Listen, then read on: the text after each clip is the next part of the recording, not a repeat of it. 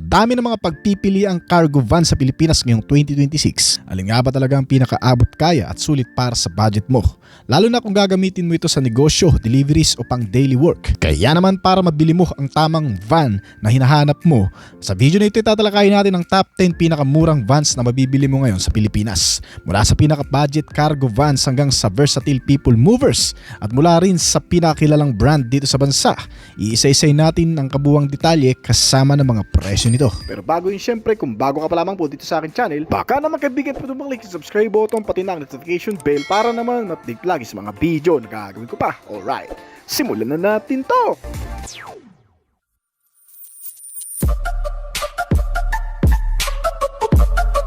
Number 10, ang Isuzu Travis L Cargo ay isang light-duty commercial van o truck na binuo para sa negosyo, cargo delivery o PUB conversion at iba pang practical na gamit dito sa Pilipinas.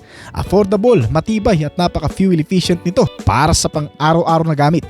Kaya naman kung naghahanap ka ng van na kayang tumagal sa mabibigat na trabaho, ang Travis L Cargo ang isa sa pinakamagandang choice sa Pilipinas ngayon.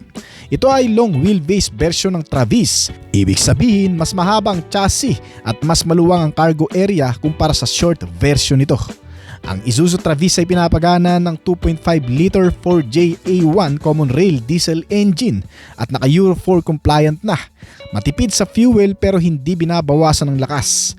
Kaya nitong gumawa ng maximum power output na 78 horsepower at 3,900 RPM at maximum torque na 176 to 177 Nm sa kada 1,800 RPM na ikinabit sa 5-speed manual transmission. May fuel tank capacity ito na 50 liters at kaya rin itong kumusumo mula 18 hanggang 23 km per liter. Hindi siya fastest sa highway pero para sa hauling at business trips sa city o probinsya, hatak niya ay malakas lalo na kung may karga. Ang Travis L ay kayang magdala ng payload capacity na mahigit sa 1.6 tonelada o 1,660 kg na perfect talaga sa cargo hauling, deliveries o conversion sa PUB. Ang gross vehicle weight nito ay nasa 2,950 kg at may mga body configuration din na pwedeng pagpilian depende sa variant nito, gaya ng cargo body, utility van, aluminum van, refrigerated body at iba pang applications depende sa kailangan mo. Ibig sabihin, pwede siyang gamitin sa freight, business deliveries o kahit pang modern PUB pa. Kaya ang daming pwedeng paggamitan nito.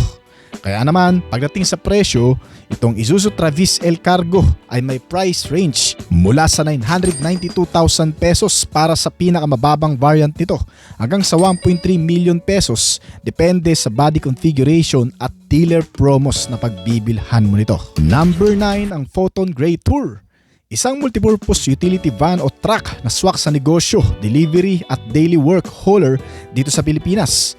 Napaka-affordable pero solid ang performance nito at maraming configuration para sa iyong pangtrabaho o negosyo. Sa ilalim ng hood ng Gray Tour, makikita ang isang 1.5 liter gasoline engine na kayang magbigay ng 110 horsepower at 142 Nm ng torque na sapat sa hatak para sa urban at province na kargahan. Gasoline ang fuel type nito at may 50 liters ang full tank na kaya namang kumonsumo ng hanggang sa 14 to 16 km per liter at may drivetrain na rear-wheel drive para sa mas malakas na hatak.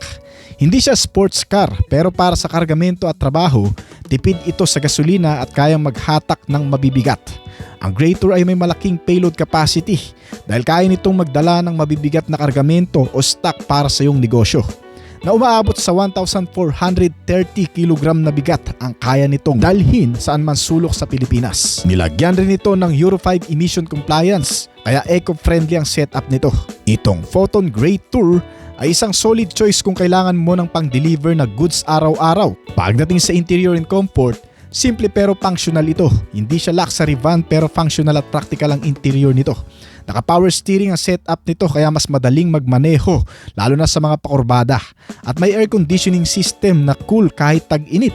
May adjustable seats, komportable yung driver sa posisyon dahil pwedeng i-adjust depende sa gusto mong pagsakay. Nasinamahan pa ng audio and multimedia system na may USB and auxiliary input. May radio para sa travel tunes at basic comfort features gaya ng bottle holders, cup holders para mas maging komportable ang biyahe. Napakasimple man nitong Great Tour pero lahat ng kailangan mo sa daily drive ay nandito. May basic safety features din ito para safe ang biyahe mo at mga kargamento. Gaya ng pagkakaroon nito ng central locking and power door locks, may door ajar warning at seatbelt warning pang kasama, at may impact beams plus engine check warning. Hindi super techy pero may mga importanteng features para sa tipid at safety. Itong Photon Great Tour ay isa sa affordable vans dito sa Pilipinas na nagsisimula sa humigit kumulang 570,000 hanggang sa 750,000 pesos lang ang halaga nito. Number 8, ang Toyota Light Ace Cargo. Isa sa pinakamurang enclosed cargo vans na brand new na mabibili mo ngayon sa Pilipinas. Perfect siya para sa e-commerce deliveries, small business hauling at urban cargo transport dahil sa kanyang practicality at budget-friendly price. At ang malaking factor dito sa Toyota Light Ace ay galing ito sa pinakakilalang brand dito sa bansa kaya madali ang maintenance. May magandang engine performance na hindi masyadong fancy pero matibay. Sa ilalim ng hood nito, itong Light Ace Cargo ay pinapagana ng 1.5 liter 4-cylinder gasoline engine na may dual VVTi technology.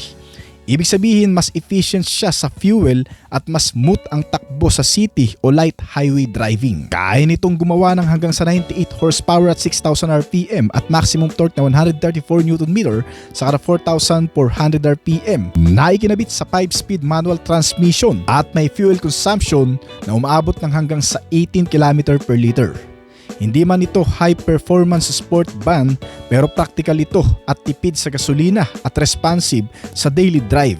Ang dimension and cargo space nitong Light Ace van ay may tamang sukat para sa loads. Higit sa lahat, itong Toyota Light Ace ay compact pa rin para sa city streets pero may sapat na space para sa cargo mo. Ang overall dimension nito may haba na 4,045mm at lapad na 1,665mm at may taas ito na 1,930mm at wheelbase na 2,650mm. May dalawang seating capacity lamang ito para sa driver at isang pasahero para sa cargo variant at payload capacity na 625 kg na sapat para sa mga box shipment, grocery o portion ng merchandise. Compact siya kaya mas madali ang maneuver sa masisikip na kalsada at napaka-perpekto rin sa urban delivery routes. Ang interior nito ay may mga practical features din, simple pero functional. Hindi luxury van ang Light Ace pero lahat ng essential para sa trabaho ay nandoon. Medyo low maintenance din ang van na ito kaya hindi mabubutas ang bulsa mo dito. Gumagamit ito ng electric power steering kaya madaling idirekta kahit may karga. May multimedia system rin ito gaya ng 2-din audio system na may USB and auxiliary, may Bluetooth pang kasama para sa music at navigation. At manual lang din ang air conditioning nito na magbibigay na rin ng lamig sa tag-init. Bukod pa dyan, meron na rin itong mga basic safety features na hindi ganun ka-advanced pero meron pa ring essential features para sa peace of mind at safety mo. Nilagyan kasi ito ng front ventilated disc brake plus rear drum brakes. May TBS o Toyota Vehicle Security System na nakatutulong protektahan ng van, driver plus passenger seat belts.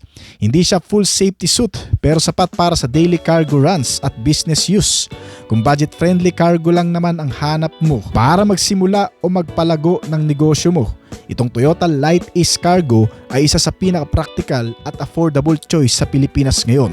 Compact, fuel efficient at ready sa araw-araw na gamit na nag-range sa estimated price mula 680,000 hanggang 790,000 pesos. Number 7, ang Kaizen Honor S Cargo Van. Isa sa pinakamurang brand din na new enclosed cargo van sa Pilipinas ngayong 2026, itong Kaizen Honor S Cargo Van. Swak ito sa mga small business, deliveries at hauling tasks dahil sa simple at matipid nitong setup. Nagsisimula ang presyo nito mula 515,000 pesos para sa base cargo van variant at may passenger van variant din ang modelo. Mas mataas ang seating na may estimated price naman na mahigit sa 600,000 pesos. Pero dito, pagtutuunan natin ang cargo version nito na pinaka-practical para sa work at business mo. Sa ilalim ng hood nito ay pinapagana itong Kaizen Honor S Cargo Van ng 1.5 liter gasoline engine na kayang mag-generate ng 104 horsepower at 145 Nm ng torque. Hindi siya blockbuster sa power pero sapat sa daily city at light hauling runs. May fuel tank capacity itong cargo van na 42 liters at kumukonsumo ng hanggang sa 15 to 16 km per liter. Gumagamit rin ito ng manual transmission at rear-wheel drive setup. Kaya napakatipid sa gas at kayang tiisin ang urban deliveries at province drives. Ang dimension at cargo layout nito ay compact pero functional din. Hindi siya sobrang laki kaya madaling i-maneuver sa masisikip na kalsada pero sapat ang cargo space sa mga boxes at medium loads. May haba itong cargo van na 4,450mm at lapad na 1,685mm habang ang taas nito ay nasa 1,835mm. May wheelbase size na 2,750mm at seating capacity na 2 para sa driver plus helper nito. Kaya nitong magbuhat o may cargo capacity ito na 1,250kg. Compact ang sukat nito pero may sapat na cargo floor area para sa daily deliveries o good runs. Pinaghalo ang comfort at strength kaya talagang mapapakinabangan mo sa iyong negosyo. Pagdating sa security and safety features, hindi man ito super luxury van pero may mga essential safety and security ito para maprotektahan ang cargo at driver mo. Gumagamit kasi ito kahit papano ng anti-lock braking system. May electronic brake force distribution din, may central locking, anti-theft alarm at engine immobilizer, may low fuel warning, adjustable driver seat. Kaya kahit papano, safe ang driving sa mga basic na mga safety features nito. Well, marami man ang nag-aalangan sa pinanggalingan nitong brand pero marami pa rin ang pumipili sa Kaizen Honor S Cargo.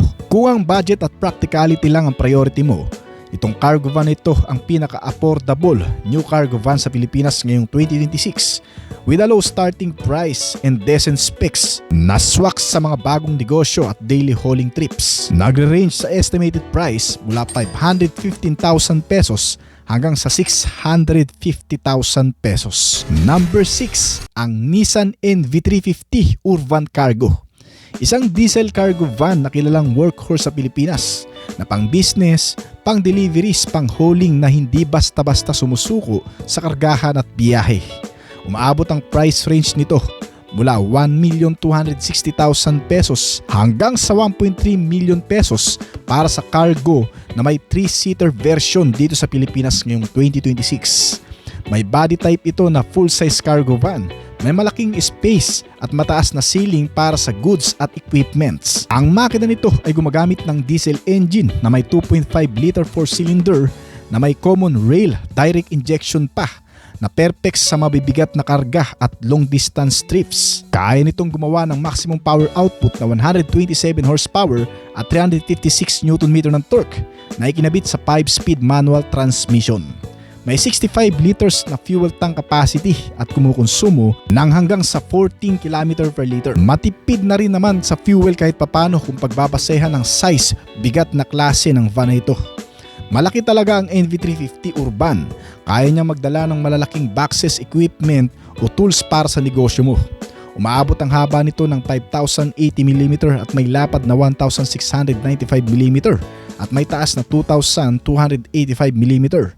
Habang ang wheelbase size ay nasa 2,940mm. May 195mm na ground clearance size kaya maganda rin gamitin kahit sa mga light terrain condition. Hindi lang siya basta van, may tail roof at wide cargo floor kaya madaling mag-load at mag-organize ng goods mo bago mo biyahe. May suspension ang chassis ito na matatag sa araw-araw na gamit. Nakadesenyo for heavy use talaga.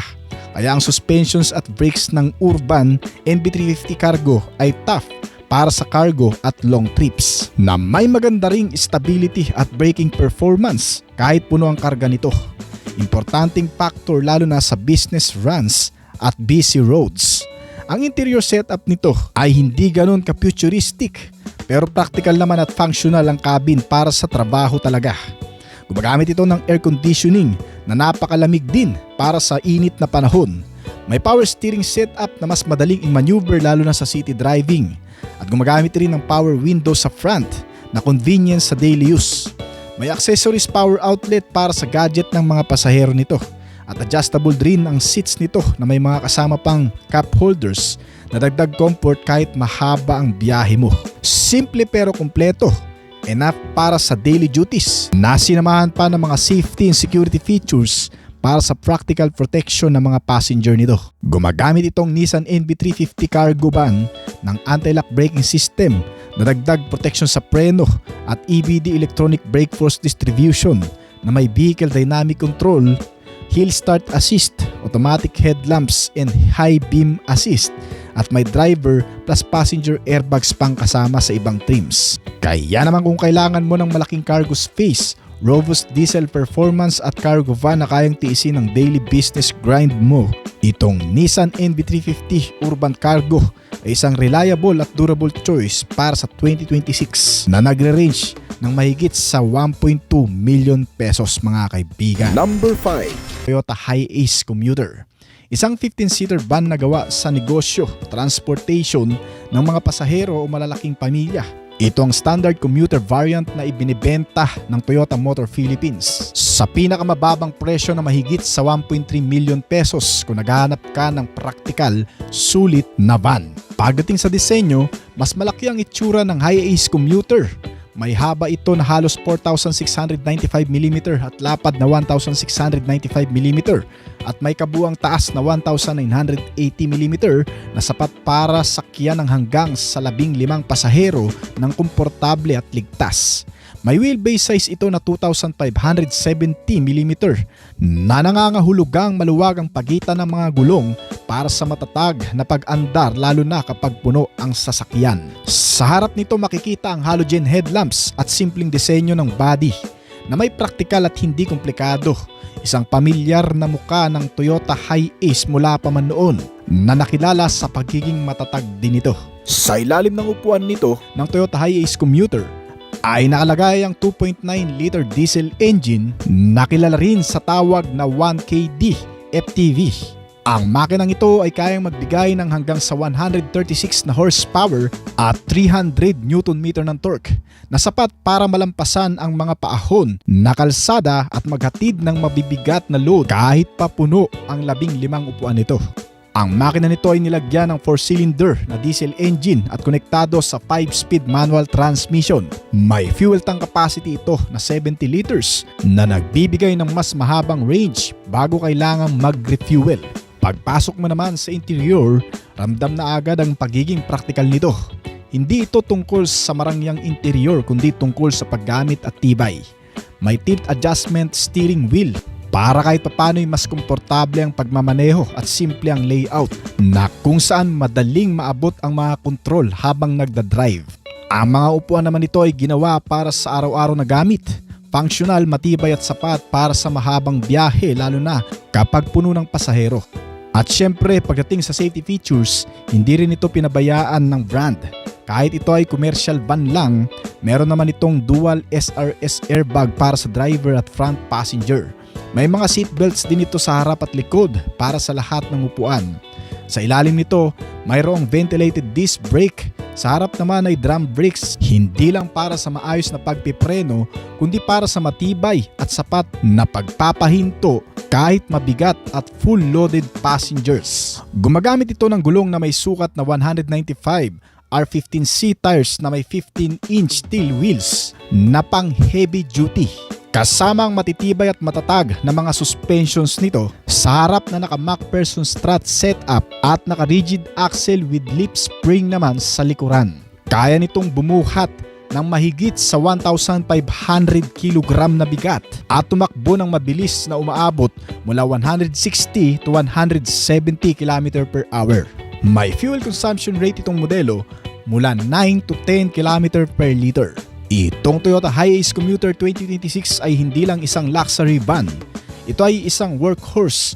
Ito ay ginawa para sa trabahong bumiyahe ng maraming tao araw-araw para sa eskwela, shuttle, tourism o transport company na kailangan ng total reliability at simpleng maintenance.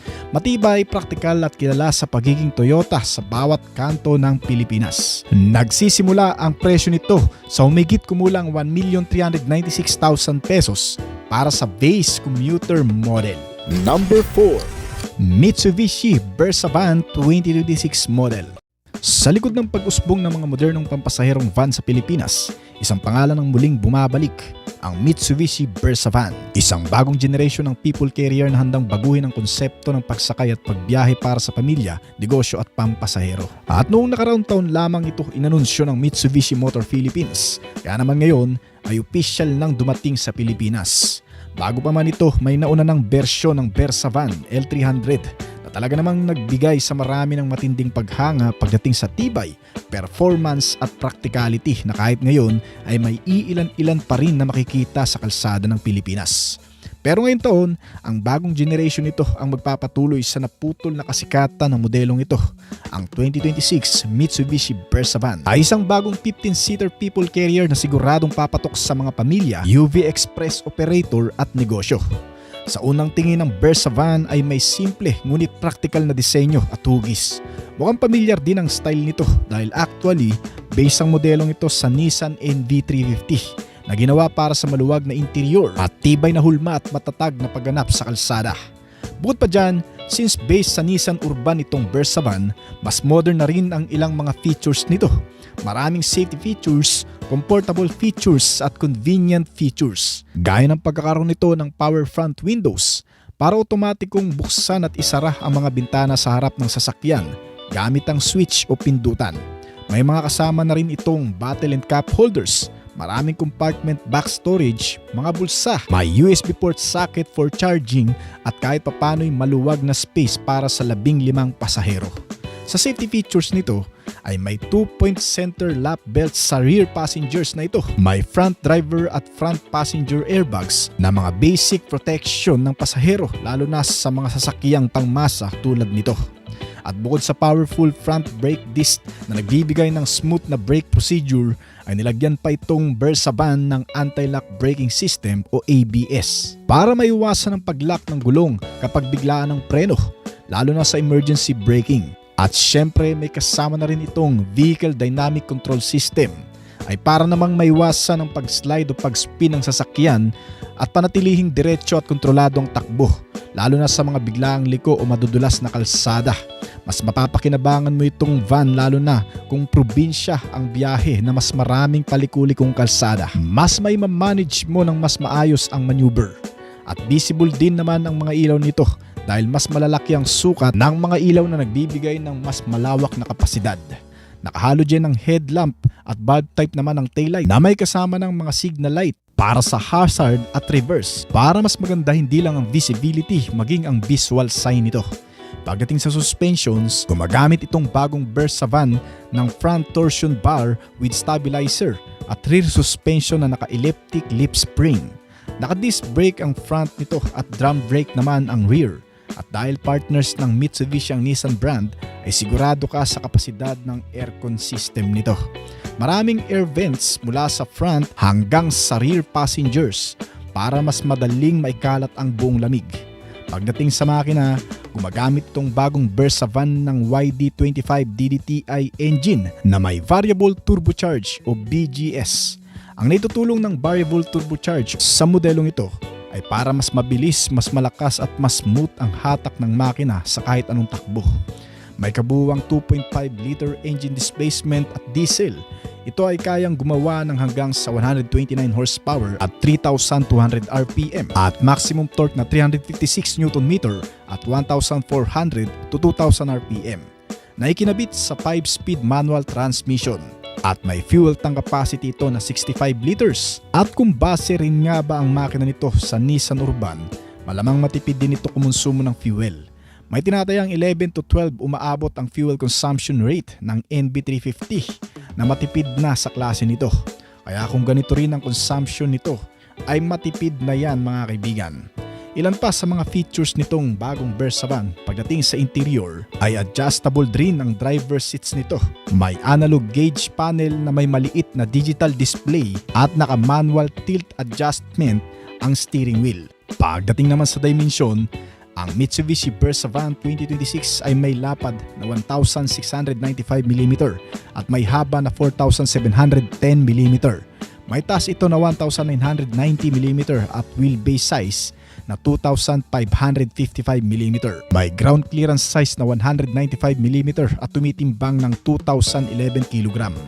Nagre-range sa kabuang price estimate itong bagong Versa van mula 1.5 million hanggang 1.6 million pesos at official nang dumating sa Pilipinas na pwede ka na ring makabili nito.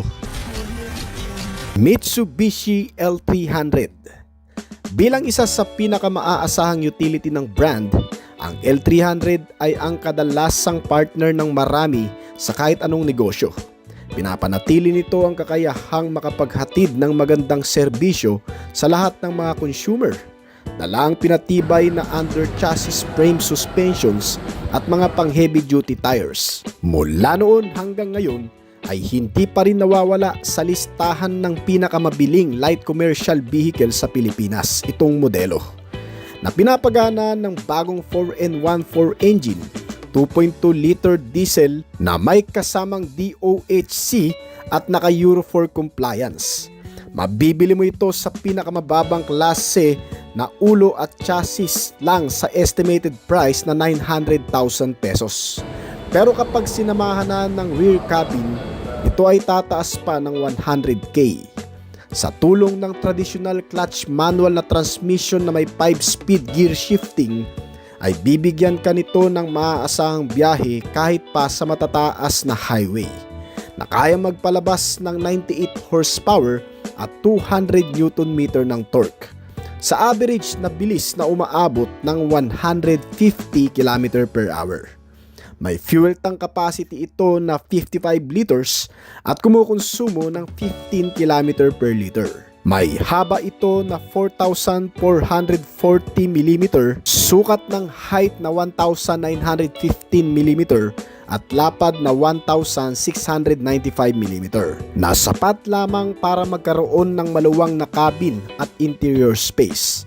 Nilagyan din itong sasakyan ng mga koneksyon gaya ng auxiliary input socket at Bluetooth connectivity, kasama ang dalawang speaker, FM and AM radio na libangan sa mahahabang biyahe. Mabibili mo ito mula sa presyo na 900,000 pesos hanggang sa 1,100,000 pesos. Number 2, Suzuki Carry. Ang Suzuki Carry ay isang small commercial utility na may pinakamaraming pakinabang sa lineup model ng brand. Nagintanyag ito sa bansa bilang isang mas maliit at alternatibong truck na gumugulong sa kalsada ng Pilipinas. Nagtatampok ang sasakyan ng isang nababaluktot na layout na nagbibigay daan dito upang umangkop sa halos anumang pangangailangan. Ang maliit na form factor nito ay nagbibigay daan sa sasakyan na madaling makalusot sa masikip na espasyo. Ang nagpapagana sa sasakyan ay isang 1.5 liter na gasoline engine na gumagawa ng 95 horsepower at 135 Nm ng torque. Sa kabila ng maliit na sukat nito, ito ay malakas at may kakayahang magkarga ng timbang na 940 kg o kabuuan bigat na kayang dalhin. Meron itong mga suspensions na reliable gaya ng MacPherson strut sa front suspension at lip spring with coil spring sa rear suspension. Samantalang ang mga brake nito ay may kakayahang pigilan ng anumang bilis, lakas ng pag-andar ng sasakyan na ginagamitan ng ventilated disc sa front at drum brake naman sa rear. Meron nitong 5 klase ng body configuration, depende sa iyong paggagamitan, habang ang makina ay nananatili sa isang 1.5 liter na ipinares sa isang 5-speed na manual transmission. Sa interior, nilagyan ng 2 upuan sa harap na para sa driver at pasahero, at sinamahan ng mga connectivity gaya ng USB and auxiliary input. Ang nagbibigay buhay sa loob nito ay ang FM and AM radio na may kasamang 2 speaker para sa magandang audio. Pinapanatili ang seguridad ng sasakyan sa pamamagitan ng security features na ikinabit dito na anti-theft device at engine immobilizer.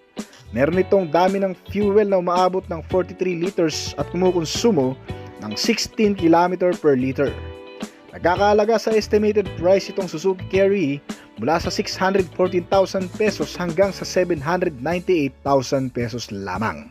Number 1. Toyota Tamaraw. Binalik ng Toyota Motor Philippines o TMP ang iconic na pangalan ng Tamaraw bilang isang utility commercial vehicle line na ginagawa ngayon sa planta ng Toyota sa Santa Rosa, Laguna. Layunin ng Tamaraw na magsilbi para sa negosyo, transportasyon at iba pang gamit para sa pang-araw-araw na pamumuhay ng marami. Ilan sa mga body configuration nitong Tamaraw ay ang utility van, drop side, aluminum cargo at iba pang customizable version na ginagawa itong mas angkop sa kahit saan mang paggagamitan. Ang Tamaraw ay gumagamit ng gasoline at diesel engine. Alinman sa mga makina nito ay parehong ikinabit sa 5-speed manual transmission, ngunit may pagkakaiba sa lakas at fuel economy. Ang 1TRFE gasoline engine na Tamaraw ay gumagawa ng 135 horsepower at 5,600 RPM at 183 Nm ng torque. Habang ang naka 2GD FTB turbo diesel engine na Tamaraw ay gumagawa ng 148 horsepower at 3,400 RPM at 343 Nm ng torque. Pagdating sa exterior features, mas panalo ang exterior design ng Tamaraw kumpara sa mga flat front end ng ibang mga brand. Gumagamit rin itong sasakyan ng power steering para sa magandang maneuverability. Meron itong 2-day in audio, basic stereo setup sa lower variants at sa mga top trim level nito ay may 7-inch touchscreen display na may kasamang Apple CarPlay at Android Auto. Nilagyan nito ng LED headlamps sa mas mataas na variant at halogen naman sa ibang mga variants. Kasama ang 4-way manual adjustments para sa driver at passenger na may kasama pang manual air conditioning system. Pagdating naman sa safety and security, ang Tamaraw ay may driver and passenger airbags at may kasama pang anti-lock braking system plus electronic brake force distribution. May 3-point seat belts din ito at gumagamit ng front disc brake at drum brake naman sa likuran. Itong Tamaraw ang pangunahing pinipili ngayon ng marami dahil sa quality ng Japanese brand, manufacturer at sa subok ng karanasan ng iconic na modelong ito mula pa nung early 90s nung una itong inilabas sa merkado ng Pilipinas. Ang Toyota Tamaraw ay may 50 liters na fuel tank capacity at kumukonsumo ng 15 km per liter sa gasoline engine habang 16 to 17 km per liter naman para sa diesel engine na tumatakbo sa bilis mula 120 hanggang 140 km per hour. Dito sa Pilipinas, ang Tamaraw ay nagkakahalaga mula sa presyo na 767,000 hanggang sa pinakamataas na variant nito na nagkakahalaga ng 1,142,000 pesos.